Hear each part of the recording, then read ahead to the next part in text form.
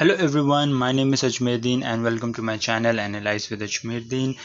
And now this is a clarification with the circular number 140/10/2020 of GST by Department of Revenue, Central Board of Indirect Taxes and Customs, GST Policy Wing, dated 10th June 2020, because various references have been received from trade and industry seeking clarification whether the GST is leviable on directors' remuneration paid by company to their director. So it's a very common doubt which was raised, and doubts have been raised as to whether the remuneration paid by the company to the director falls under the ambit of entry in Schedule 3 of the Central Goods and Tax Act, simply saying whether or not GST is leviable. So now it clarifies with the point number 2 and 3, 4 that the issue of remuneration to director has been examined under two different categories. So there are two kind of directors which have been categorized by this circular. First of all,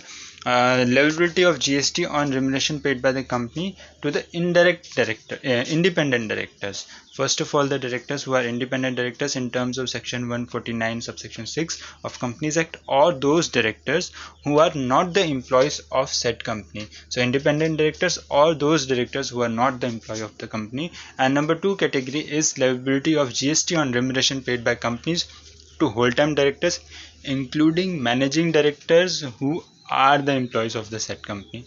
So two different categories. We will summarize this in the end of the video as well.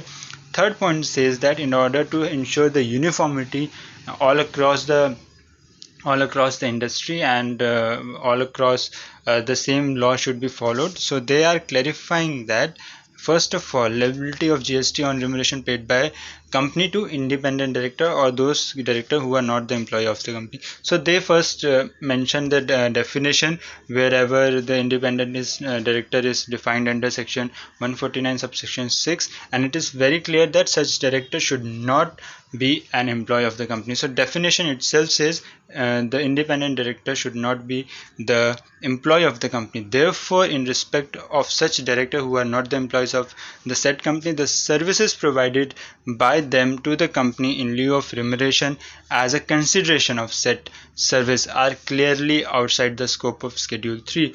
That means it is hereby clarified that the remuneration paid to such independent director or those directors by whatever name called who are not employees of said company is taxable in the hands of company on reverse charge basis. So independent directors who are not the employees or those directors who are not the employees of the company, such remuneration attracts GST on the reverse charge basis, so company needs to deposit GST on the same.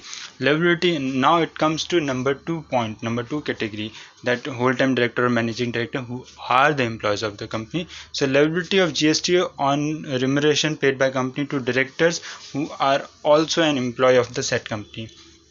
So once it has been ascertained whether the director, irrespective of name and designation, is an employee, if it is ascertained, then it would be pertinent to examine whether all activities performed by director in course of employer-employee relationship or in there is an element of service. So there is an element of contract for the service. So now also in this second category as well, there are two further subdivisions.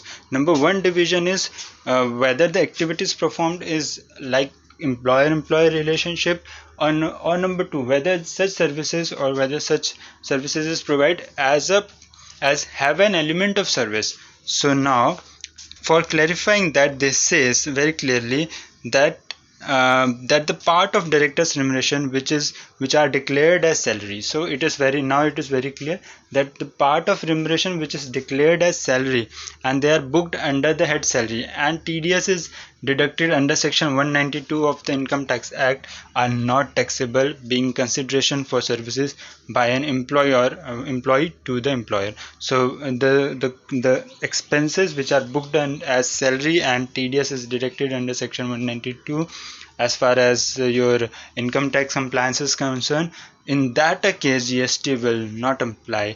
And then it further clarified that the part of director's remuneration which is declared separately other than head salaries, that means in some other expense head other than salaries, and TDS is not deducted and TDS is not deducted in accordance to the 192, but the TDS might have been deducted for professional services paid under section 194 of the income tax, for example for the professional or technical services. So in that case, further in that case, it is clarified that GST is liable to be charged on reverse charge basis. So the company is liable to discharge the applicability of GST on reverse charge basis on such services which are booked as expense other than head salaries, and maybe the TDS may or may not be deducted, but yes, the expenses have been booked under the head other than salary, then the GST is applied. It is requested that suitable trade notices may be issued, and content of the circular. Difficulty, if any, in the implementation above instruction may be pleased to be bought in the notice of board. Hindi version would follow. So now finally this is the let me summarize with a small chart. So here it is, the clarification summary chart. Number one, you need to broadly categorize your directors into two categories. First of all, whether they are independent directors or full-time directors. Independent directors are directors who are not the employee of the company.